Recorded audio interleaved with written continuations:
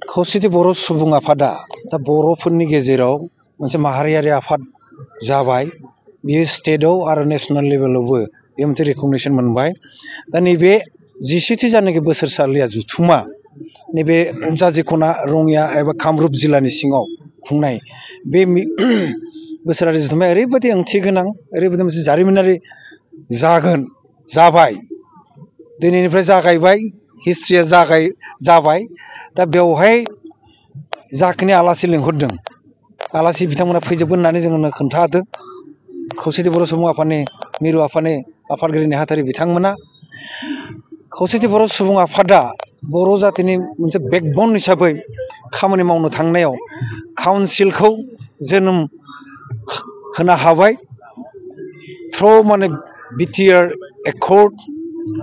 एकर्डनि 5.1 आव स्पष्ट भाबै बुंनाय जादों जे 6 सिडिउल एरिया आसामनि बायजोआव थानाय जेसेबां बर' फिसाफोर दङ, बे बर' फिसाफोरनि थाखाय इनक्लुडिं ब्रु एबा रियां बिथांमोनखौ लाफानानै नैबे काउन्सिला socio' economic, educational, language, literature, ethnic and cultural एडभान्समेन्टनि थाखाय बे बर'फोरनि थाखाय माने Bodo' people residing outside this 6 schedule area of Assam, बेनि थाखाय बे काउन्सिला खामानि मावनो आसाम सरकारा खाबु होदों, भारत सरकारा खाबु होदों।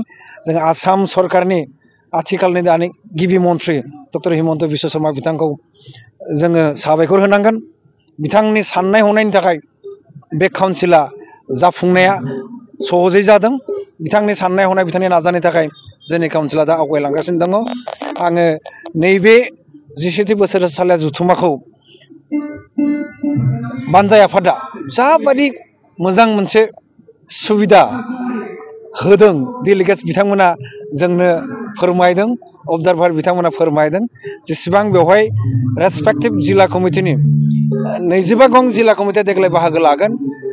आं मिथिनायाव दासिम 20 गं जिल्ला कमिटिया बाहागो लाबायानो, फैगासिनो दं होनदों बाखि 3 जिल्लाया। बिथांमोना सफैजोबगोन।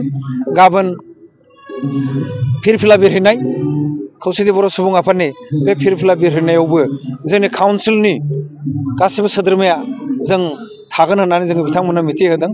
मानो होनब्ला खौसेथि बर' सुबुं आफादजों बर' कसारि वेलफेयार अट'नमास काउन्सिलजों जयै खामानि मावो बर' जातिनिखौ फोथांनायाव, बर' जातिनि जानाखि सोद्रोम मोनसे भाइब्रेन्ट मोनसे समाज दानायाव जोंनि काउन्सिला खामानि मावगासिनो दङ। आङो आसामनि, बुहुमनि गासै बर' फिसाफोरा बे खौसेथि बर' सुबुं आफादाव खामानि मावनो आङो खावलायदों। लोगोसे जोंनि काउन्सिलखौ मोनसे दिहा परामर्ख होयो, बेनि थाखायबो खावलायदों। जारिमिनारि बेवहाय लाबालाब दङ, फैगोन।